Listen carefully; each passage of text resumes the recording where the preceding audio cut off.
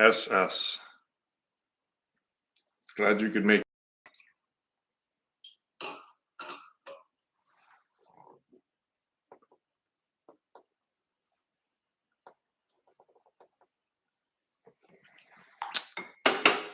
I'm just being. I would call it perfect contentment. Others might call it bliss.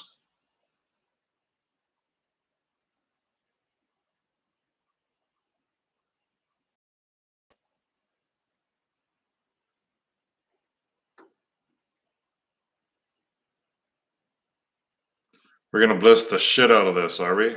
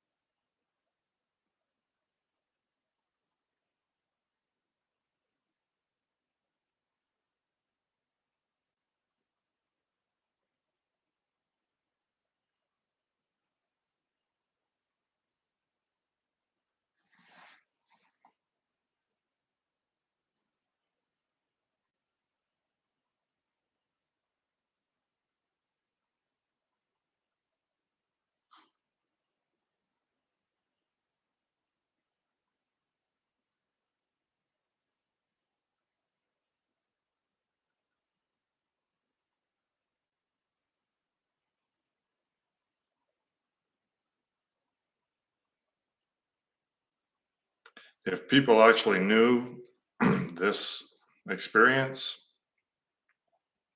everyone would be meditating. It would be like the first priority in everyone's life if they knew that this was the ground of their being and they could find this state of perfect happiness within them.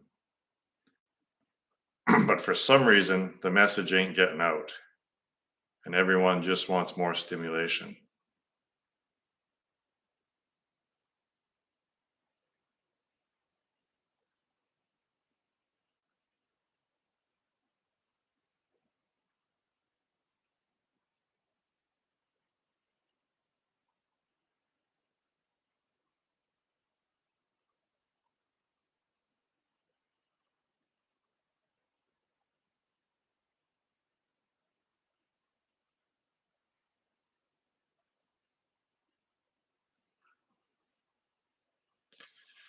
It's like telling an addict that they don't even recognize they're an addict, and two, there's no shortage of what they're addicted to. They can always get more of it. So what's the problem? You try to show them that there's a problem. And when I do this, just sit in a chair for 1 hour exercise, and if you're actually happy in and of yourself, like a happy person, then you should be able to just sit there in and of yourself without doing anything or thinking anything and just be happy. But try to get people to do that. No, it's just, I know. No one, even people that say they're searching for the truth, they don't want the truth. They want to reinforce their ego. It's almost impossible for humans to do nothing. And it's because we're coming to the end and we realize it's becoming actually explicitly evident that this realm is empty.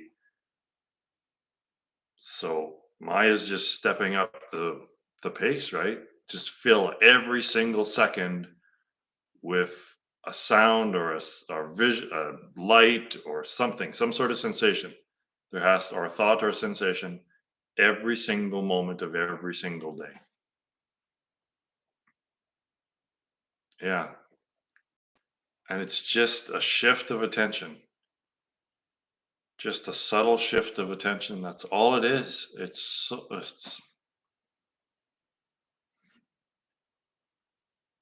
the simplest thing done an infinite amount of times. The simplest thing done the most times equals enlightenment.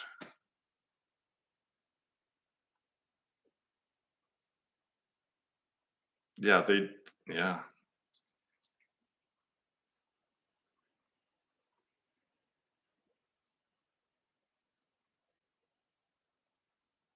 Yeah, we've got ourselves in quite a mess. It's Kali Yuga for sure.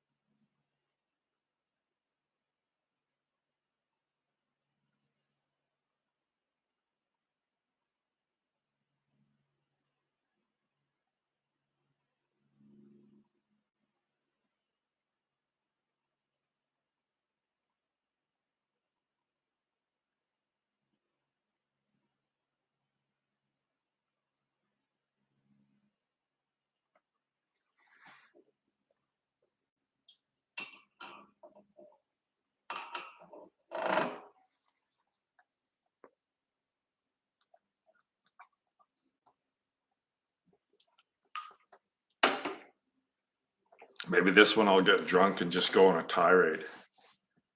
Just I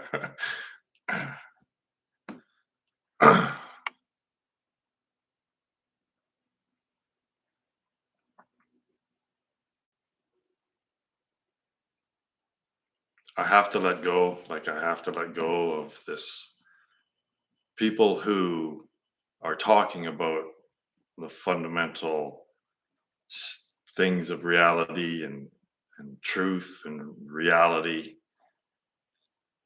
and they're just blind and ignorant and refusing to open their minds and see the truth, and yet they still keep on blabbing, blabbing, blabbing.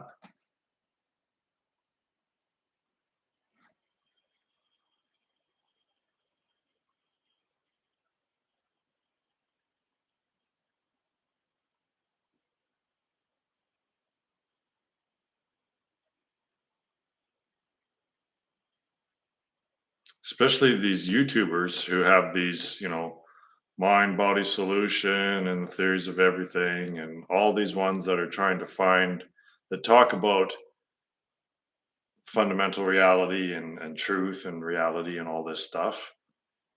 But they're trapped because if that's how they make their money, then they can't come to a conclusion. They can't have, like, they literally, even if they found it, if they found non-conceptuality, they couldn't air it and then just say, well, there's no point in me doing any more videos about what I used to do because I've found the final answer now. They'd have to shift into just being completely a non-conceptual YouTube channel.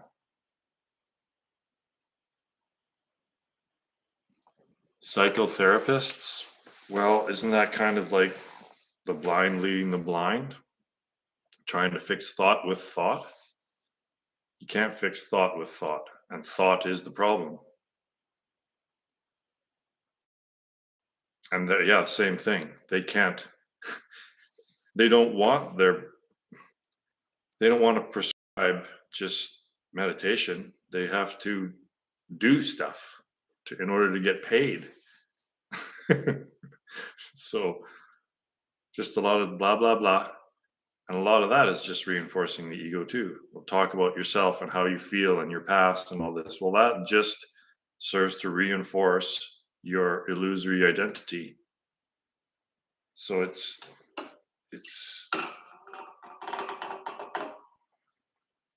we've just taken thought hook, line, and sinker to be truth.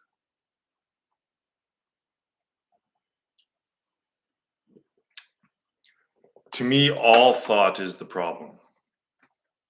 So non-conceptuality, my thing, is probably the most hardcore spiritual process, whatever you want to call it, teaching out there, because everything that brings away from self, everything.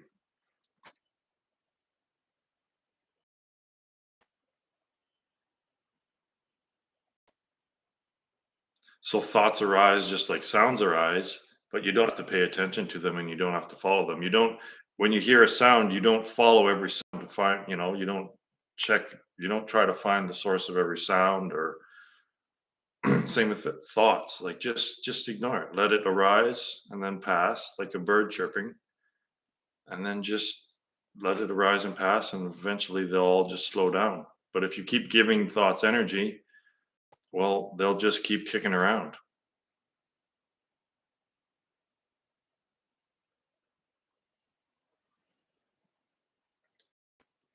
Yeah, dream character. I had a really interesting dream once. I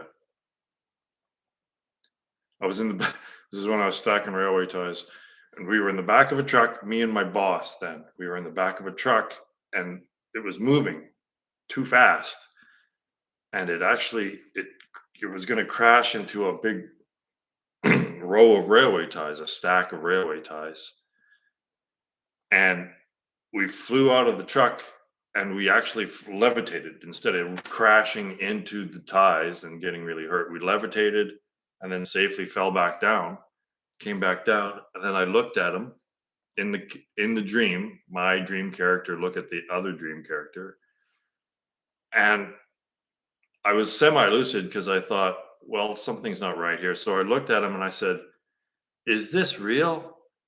And it he looked at me like I said, like he just didn't. What do you mean? Like he didn't. It didn't register to the other dream character that what does real even mean, right? So I don't think you can ask dream characters for assistance in getting out of the dream unless they're lucid. And how many people are lucid in this dream nowadays?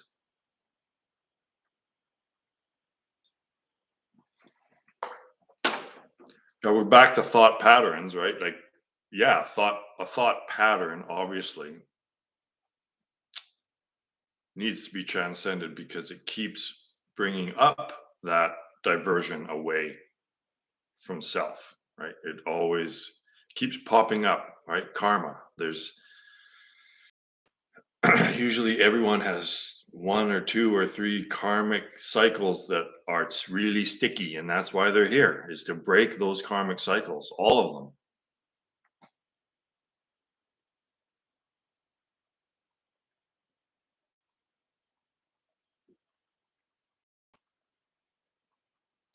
Chasing happiness. What?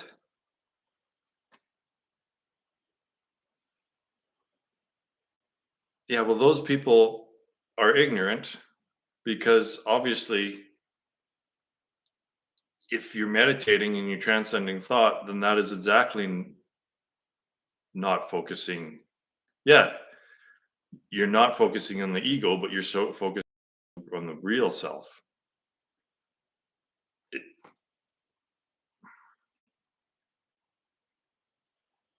a slave to chasing happiness. That's the most bizarre thing I've ever heard.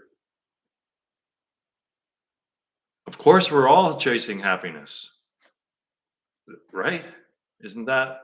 I always thought that the goal in life was to be happy.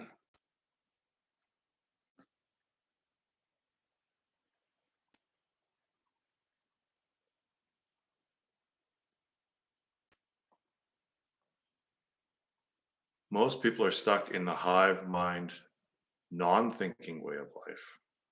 No, most people are stuck in the hive mind thinking way of life. Oh, I see.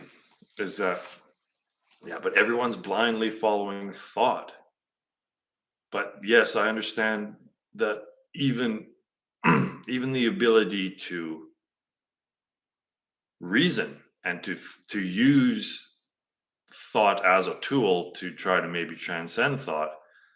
Yeah, people can't even do that. They can't even think for themselves. So yeah, I get that. That no one, everyone just wants to be shown on a YouTube video or instructed somehow. They don't want to do anything for themselves.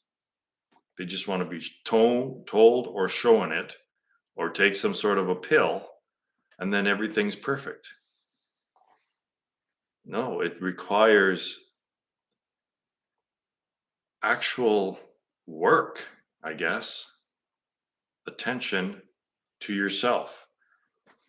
All of the answers are within you if you look deeply enough at what's going on with your own thought action processes.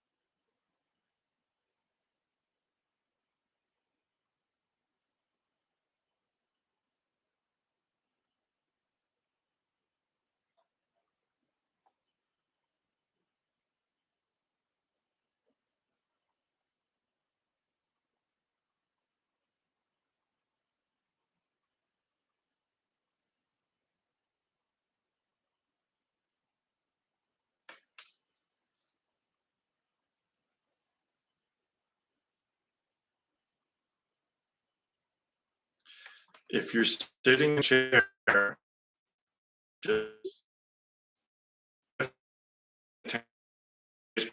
thoughts, the idea that you're chasing something is a construction of their own thought processes, isn't it? They think that you're chasing something.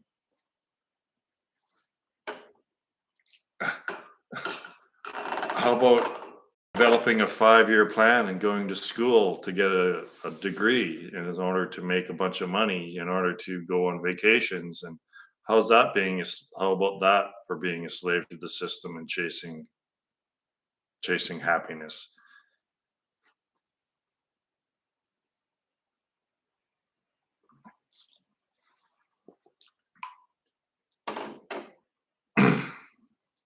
But chasing experience isn't finding happiness. You're not going to find happiness in any experience.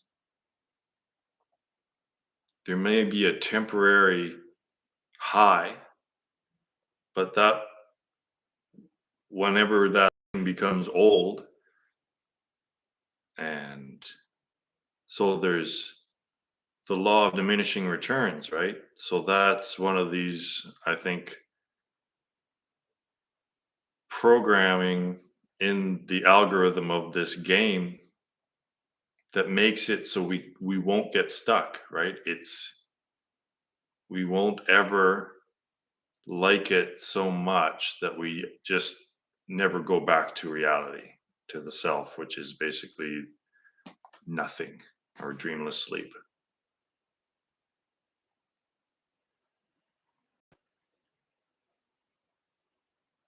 Yeah, you can't get to where you are. You can't aspire to what you already are. So the spiritual life is really about not doings. It's a not doing. It's not a doing, it's a not doing. So I've had a couple of Mormon young fellas visit me, and I think they're coming back again, maybe. And they're just busy, busy, busy, busy, busy, busy little bees, always praying, always trying to evangelize, always reading the Book of Mormon, always doing these spiritual hokey pokey routines.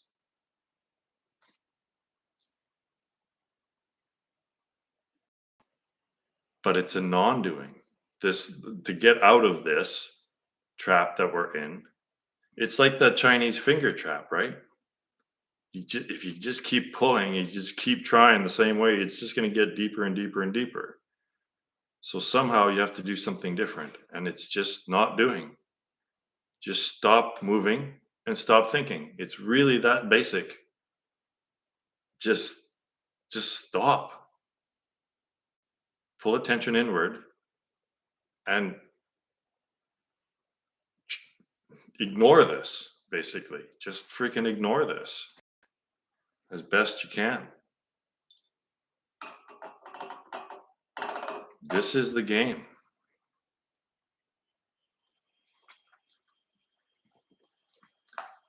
That's like, this is the way. This is the game.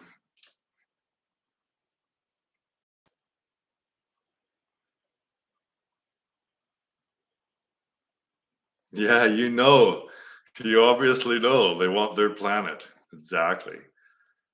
And I think that it's deeper than that. I think we become planetary consciousness, whatever the frick that even means. But there's something about Gaia, and there's something about con- planetary consciousness, which is the life blood that makes these trees grow and the grass grow and the fish in the lake and all that. That's that's planetary consciousness, is basically life. So I think the next evolutionary step, if you don't go straight to enlightenment, when this next fork in the road comes, which is the singularity and our extinction, if you don't go into the freaking computer, into the digital realm, and you don't go enlightened, you don't go straight to enlightenment, I believe that the next natural step of evolution is planetary consciousness, whatever that even means. But humans always think that we all our narratives are all based on human experience. So I think there is a saying that if horses had gods, they'd look like horses, right? So people's gods look like people, and humans just keep thinking that the next step is just some superhuman, but it could be completely different. Like, how different is the consciousness of a squirrel to a human? Well, I can't even. I don't know, but it's a quantum step, isn't it? So there's a quantum leap in this next step of evolutionary increasing self-awareness, and I think it might be planetary consciousness, whatever that means. Or and then the de-evolution, the de is that a word? De-evolution? That would be going into the digital realm.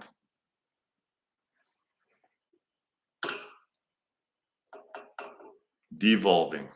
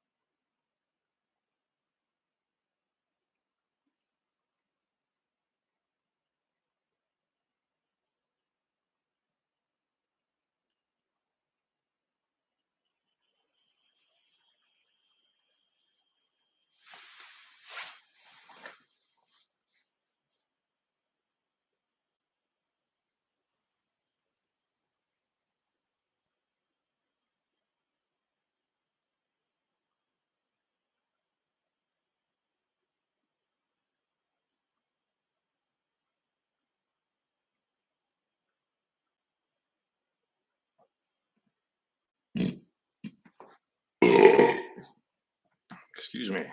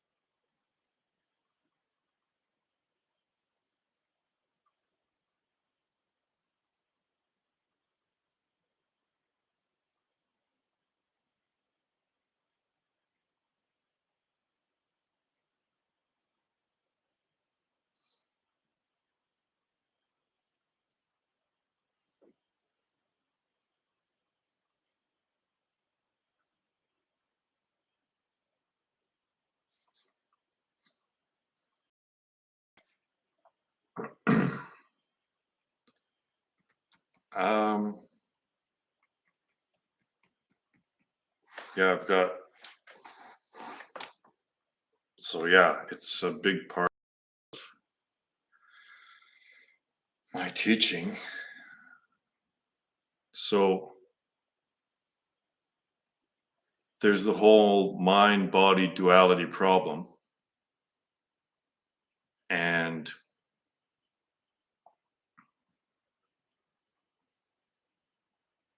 so the way to fix that is to recognize that the duality is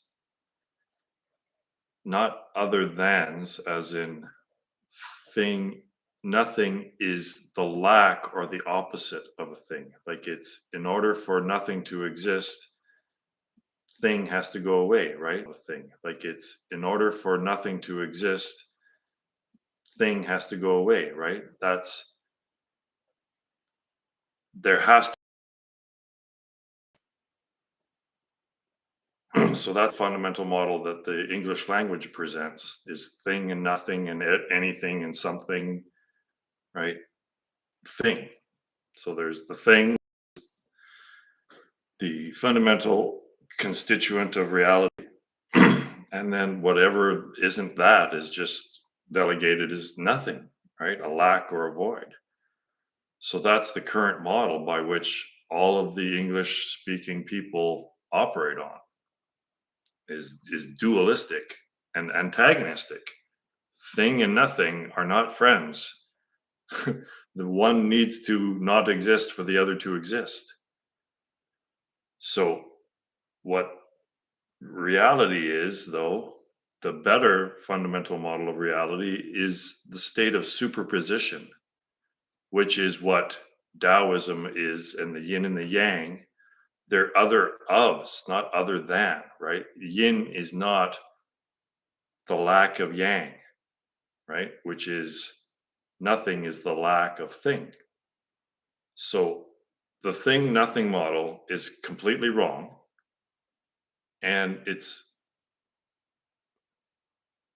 my fundamental model of reality, which includes Taoism as one of the holographic expressions or fractals of this same message being expressed in the Holy Trinity of the Christianity. Same thing.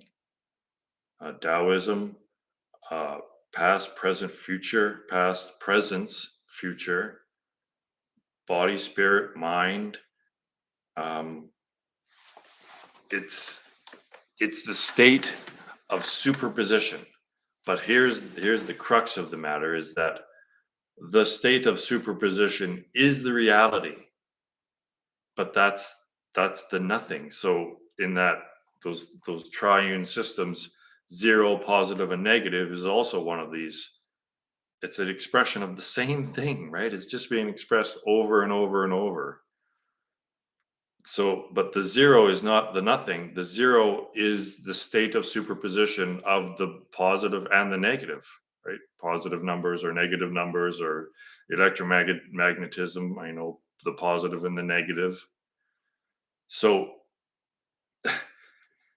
if these freaking clowns would listen to me and just understand that it's fundamental reality is the state of superposition, but the only in the most fundamental way in way it's expressed is through the other ofs. They're others, but they're other of. So I don't know if that helped it at all, but in my website,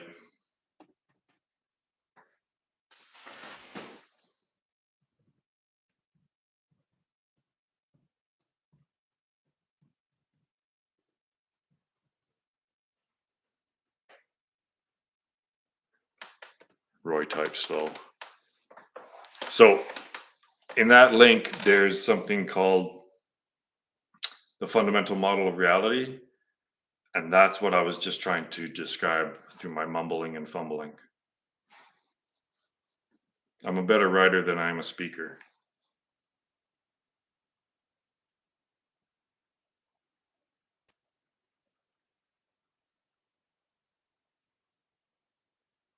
Like it's so incredibly frustrating because to me and to solution seeker, I hope I'm not putting words in his mouth. It's so evidently clear that this is the fundamental model of reality and that it actually solves the mind body problem and all of dualism and all turtles all the way. It solves, it reconciles, resolves all of it. Very clearly, obviously, simply, right in your face. It it resolves all of it. But the resolution of that ends their careers and it makes them not have anything to talk about anymore. So that's why they don't adopt it. They don't accept it. It's not like it doesn't make sense or it's hard to understand. It makes perfect sense and it's easy to understand. It's just so hard for academics to accept because of exactly those those reasons. Is because it's simple and we don't need them to explain it. So that does away with all of philosophy, all of physics, all of science in that one fundamental model of reality concludes it all.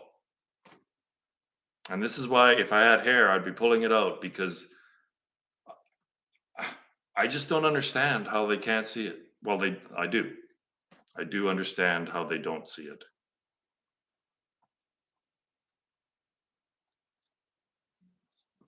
They can't admit that the answer would actually come from outside of academia and that it would actually shut down all of academia. The answer concludes all of it, all systems of thought. It just concludes all systems of thought.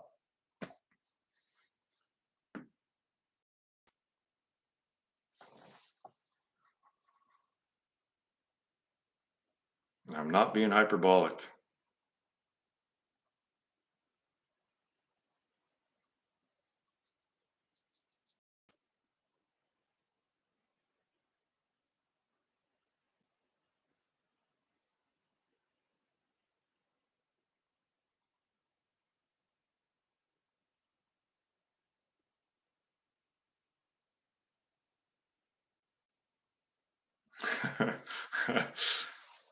I very rarely drink what I. This is the first time I've ever even had a beer while I'm doing satsang. I've done dozens of satsangs, and this is just it's hot and it's nice and refreshing, and it's Saturday, so fuck it. But yeah, I think liquor actually does slow down the thinking. Right? It's a depressant. Uh, Marijuana tends to get my brain going a little too much. But again, it's just like anything. If you shift that into just awareness, then yeah, we can get you to deeper states of, well, I don't know if they're deeper so much. Maybe you got to learn to hold that focus though, right? Because weed can go hyper focused here and then to hold that focus though, right? Because weed can go hyper focused here and then 2 seconds later I'm hyper focused here. I think it affects different people differently.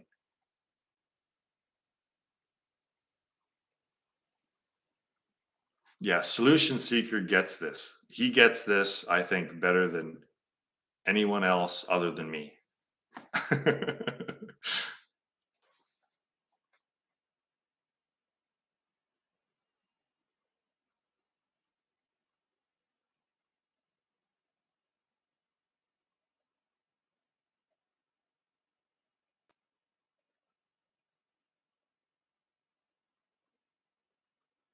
In the end, it's simplicity. It's complexity hides deception. It's there's something wrong. If something's developing into further complexity, there's something wrong with it. It doesn't require reality does not require complexity to describe it. If your way of describing reality is developing into further complexity, then you need to start over. But that's not what mathematics has done. It's just going for it. Just keep doubling down. Just accept that it's all correct and just keep going. Even though there are theorems that have been discovered that show that it goes on forever, or that it could be one of the things that one of the equations that just keeps going without ever knowing if it'll ever reach conclusion. Well, that could apply to mathematics itself. Mathematics itself will just continue on with no conclusion because they haven't found the meaning. It's just information, and they're just playing with the information in their ignorance. But there's meaning. If there's information, shouldn't there be meaning and reason to it?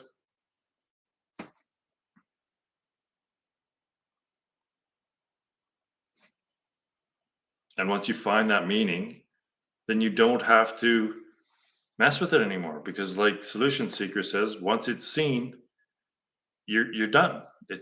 There's no point in going over it over and over and over. When you know something, you know it.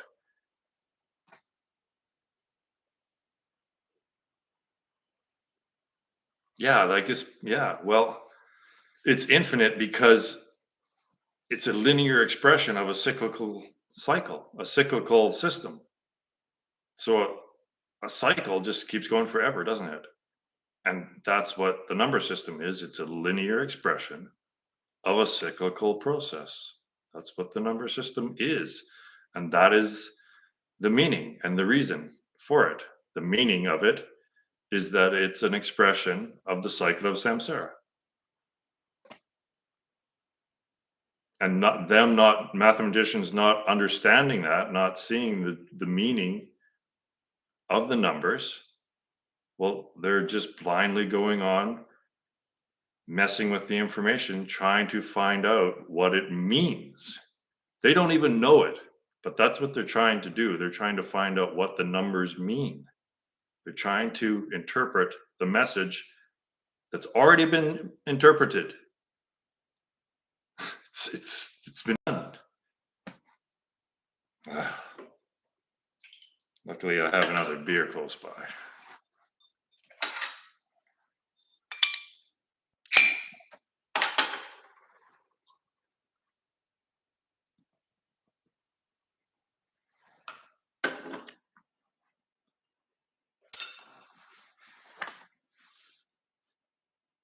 And again, when you get down to like the reason for why they do mathematics itself, and I've said this a dozen times, I just keep repeating myself, but it's because they know exist while they're doing math. That's it. And Maya knows that in order to keep someone thinking on something, you have to find it interesting. So somehow Maya has made math interesting to a certain collective of the consciousness. It in itself is a little game. So they're trapped within a game within a game. They don't recognize that there's no, what they're doing isn't the purpose of the number system. Maya has them.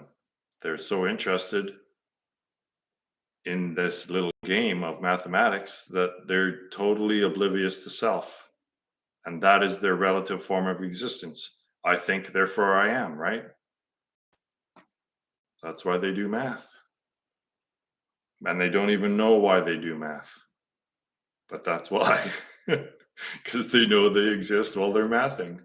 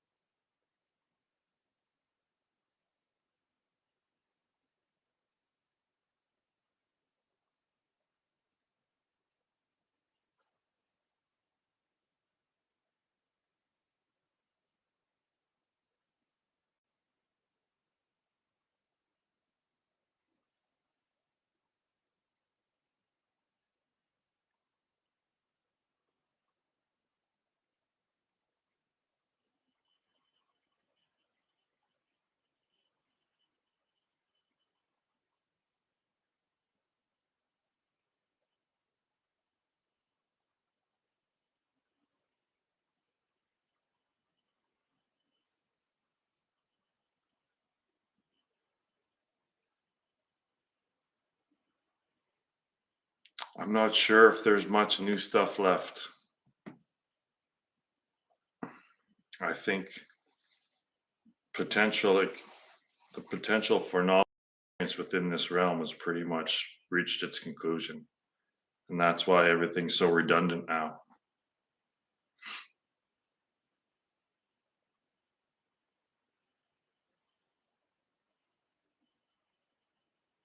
See, my theory isn't something new piled on to all the other theories or using them as a base. It's not that at all. It's refuting all of that. It's refuting the base. It's revealing the base of conventional thought itself to be incorrect. That's the final truth. These Mormons' heads are going to explode when I tell them that non-conceptuality is the second coming of Christ. This is what it is. The second coming is not Jesus as a person coming down out of the clouds and levitating all over the place and feeding the sick or feeding the starving or whatever. It's not that at all. It's non-conceptuality.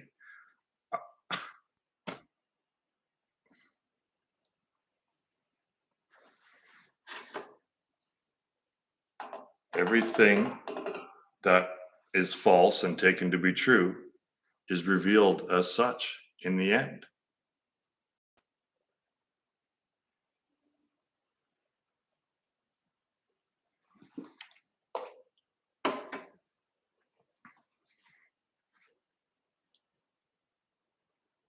And only the bravest of spiritual warriors like Solution Seeker will see it and accept it. And the rest will just it'll be too much. They won't accept it. Even though it makes perfect sense, they won't be able to accept it.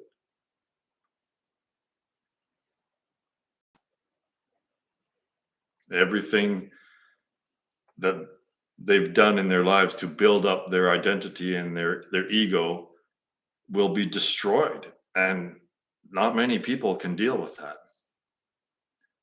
Even academics, even philosophers.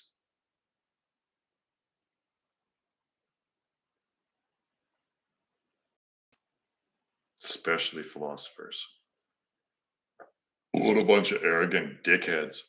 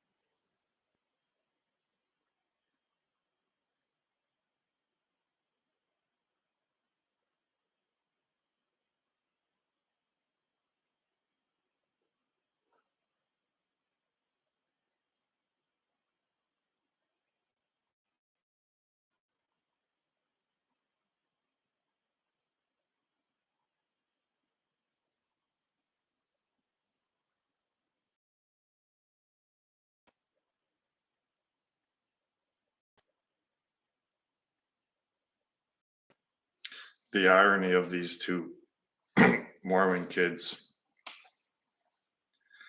talking directly to a messenger of God about Joseph fucking Smith. Isn't that ironic? Oh, it's gorgeous. And yeah, I don't have a problem saying that Roy Dobson is a messenger of God. I mean, I have correctly interpreted a message from God. And why not? Why not Roy Dobson? I've got a float tank, I've taken salvia, I've put in tens of thousands of hours of meditation. Like, sure, makes sense to me that it might be this Roy Dobson guy. And they're so blind and so brainwashed, they won't even recognize it, that they're sitting right in front of a messenger of God. I mean, you could put it in a different way, because that sounds like I'm bragging, what I'm really not. But I mean, I'm as shocked as anyone else when it's taken about 7 years to finally of this number system thing, for it to finally sink in that, oh my goodness, this is a message. Like it literally is a message.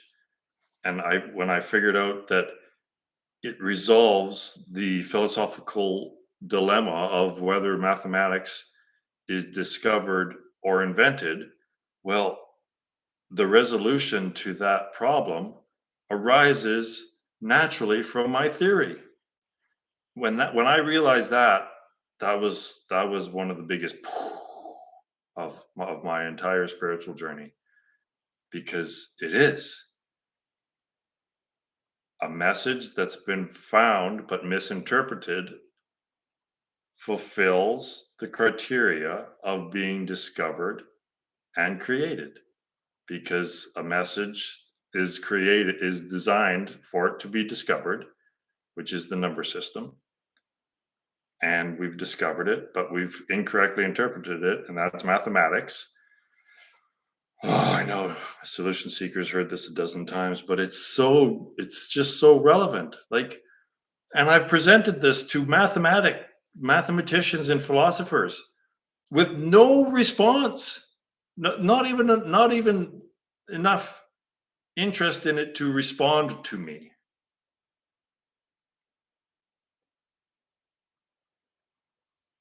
The messenger only can be seen by itself. Yeah, it's certainly veiled by ego. Like that's I just don't understand how, when I present this to people, like these people that don't understand how, when I present this to people, like these people that are supposed to care about trying to find the answer. So it's even a solution than answering, isn't it? It's a deeper resolution than answering the question, is mathematics discovered or invented, right? Well, my theory shows why mathematics appears to be both discovered and invented. So that's a deeper resolution, is it not? Talk to me, solution seeker. You're a smart guy. That's a deeper resolution because it explains why it appears that way. It doesn't answer the question, is it either or, because it isn't either or, right? Tell me I'm right, because I'm fucking right. And all of these guys are just ignoring me when it's completely obvious to me. Like, either I'm crazy or they're crazy, because it's so obvious to me that that has to be the result. Either I'm crazy or they're crazy. Or let's say blind rather than crazy. I mean, my girlfriend Paige agrees. Yeah, it's obvious. Like, a normal person can see it. They're so freaking inbred that they're stupid. That's basically it. They're freaking retarded. And when I say that, I mean spiritually retarded in the literal sense.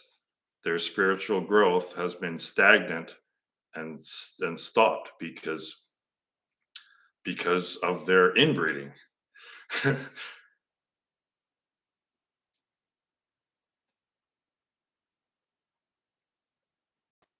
John Vervaeke talks about invent inventio as an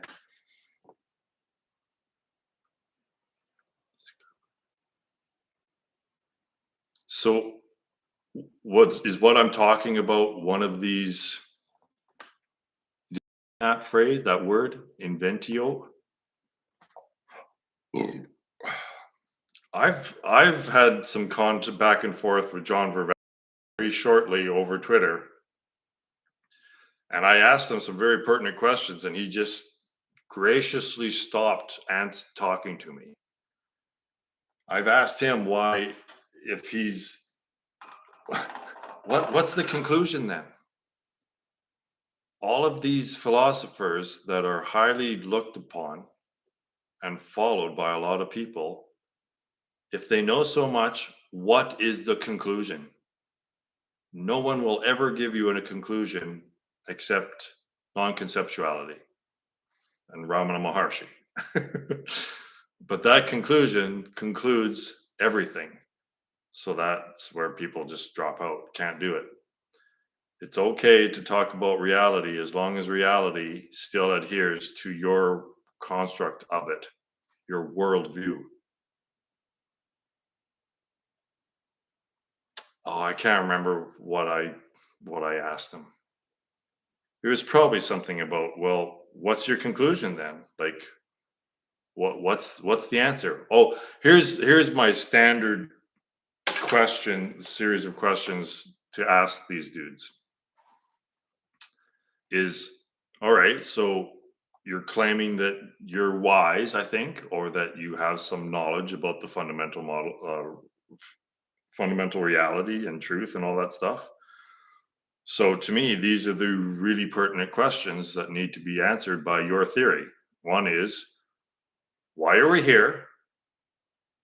What are we supposed to be doing? And how do we do that? Just three questions. Why are we here? What are we supposed to be doing? And how do we do that? And shortly after that, he stopped talking to me because he doesn't know. I don't know if he's ever read Ramana Maharshi, and he meditates. That's the thing, is that, but he just does it like just as one of the 18 different things that's part of his theory or his process is, well, you do a little meditation here, and then you start blah blah blahing again. It's like, well, what if you just go straight into the meditation? Like that's it. Like you're the reason why you're close is because you know of meditation, but you just don't go far enough with the meditation. You just think it's some sort of supplement. It's not the supplement, it's the thing. It's just do that. Just do that. Just transcend thought. But then if John stopped thinking, then John wouldn't make any more money, would he? Because that's his thing. Right? So it's a is making a paycheck more important than finding out ultimate reality and truth? Shouldn't be.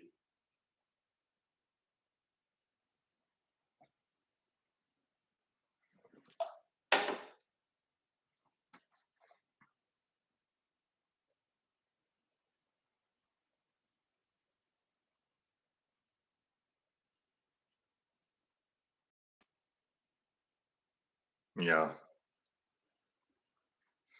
But I don't get, I know I say I don't get frustrated, but when I listen to myself talk like this, it sounds like I'm frustrated. But it's, I've just come to realize that we're in Kali Yuga and that human consciousness is the deepest in delusion that consciousness has ever been in.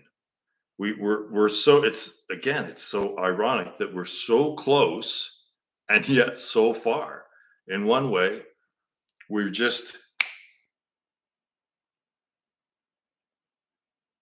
that close to enlightenment, and yet So incredibly diluted.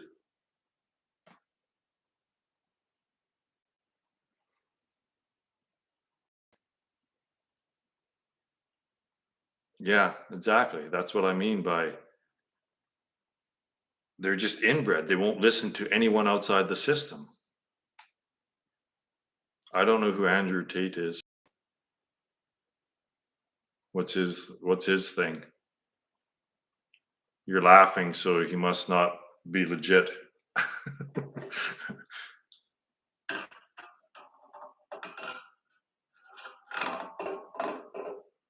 I mean, when I point out to all these brilliant thinkers is that the only reason you're thinking is because you know you exist while you're thinking, and that all those really, really brilliant thoughts that you figure are leading you somewhere, it's just holding your interest. That's all. Someone else might be interested in reading Dr. Seuss, and that's good enough for them. But you, but John Vervaeke has a higher threshold of interest, right? It has to be really smart and congruent and, you know, provable intellectually or whatever to hold his interest. But it's the same system. Right. It's holding your interest. Green eggs and ham holds the interest of someone that's young or has a low IQ, and philosophy holds John Vervaeke's interest. It's still diverting your attention away from self, so it's the same thing.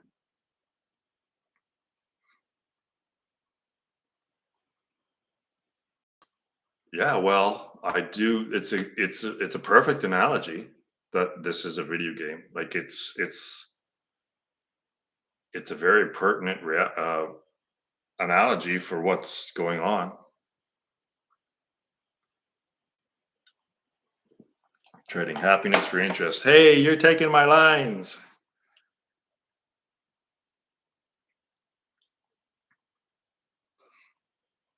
I love it when he uses my lines. Uh,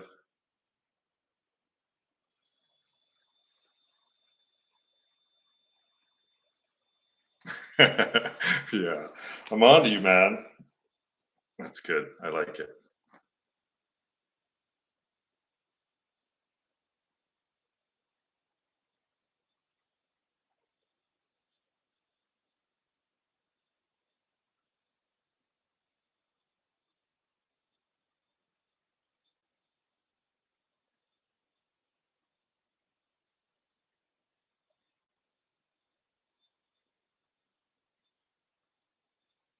Meh.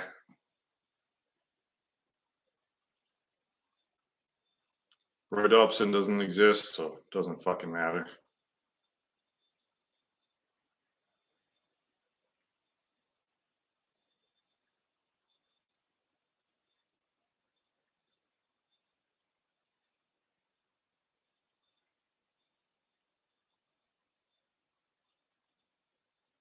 It's about the message, though. Non conceptuality is important. Roy Dobson is not important, but non conceptuality is the most important.